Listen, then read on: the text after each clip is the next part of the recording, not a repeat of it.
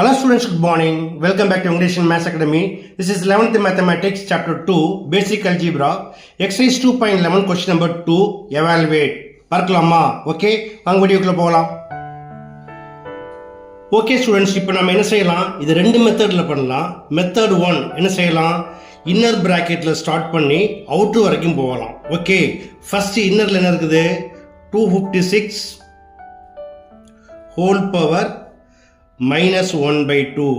First இந்த power நெகட்டிவாக இருக்கு இல்லையா, இதை மாற்றுறதுக்கு என்ன செய்யலாம்? இந்த ரூலை ஃபாலோ பண்ணலாம். a power minus m equal to 1/a power m equal to 1/256 போட்டிங்கன்னா ஹோல் பவர் ப்ளஸ் 1/2 வந்துடும். ஓகேயா? இந்த 1/2 அப்படிங்கிறத ஷார்ட் என்ன சொல்லுவாங்க? Square root of. So square root of 1 equal to 1 and square root of 256 equal to 16. So இதோட answer 1/16. இப்போ இதோட ஆன்சரை ஃபைண்ட் பண்ணிட்டோம். அடுத்ததா இந்த பிராக்கெட் எப்படி எழுதிக்கலாம்? 1/16 ஹோல் பவர் மைனஸ் 1/4. இப்போ பவரை பாசிட்டிவாக மாற்றுறதுக்கு என்ன செய்யணும்?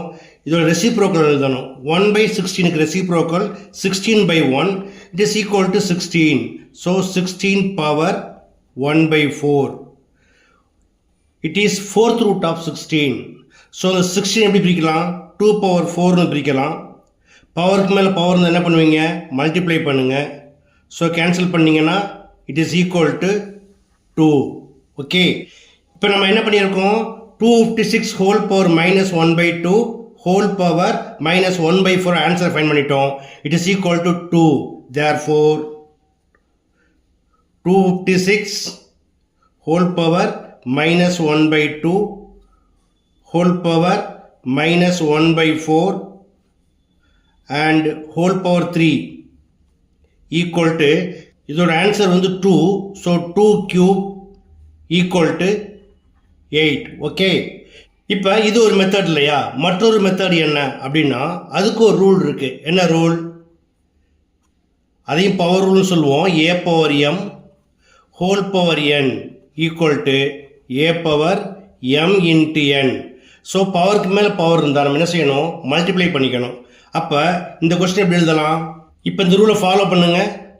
ஈக்குவல் டு 256 பவர் என்ன இருக்குது? First minus 1/2 into minus 1/4 into 3 equal to 256. Multiply பண்ணிங்கன்னா மைனஸ் மீன்ஸ் ப்ளஸ் ஆயிரும். So 1 into 1 1 1 into 3 3 divide by 2 4s are 8. இப்போ என்ன பண்ணலாம்? இந்த 256-ஐ 2ஓட பவராக மாற்றிக்கலாம். அதாவது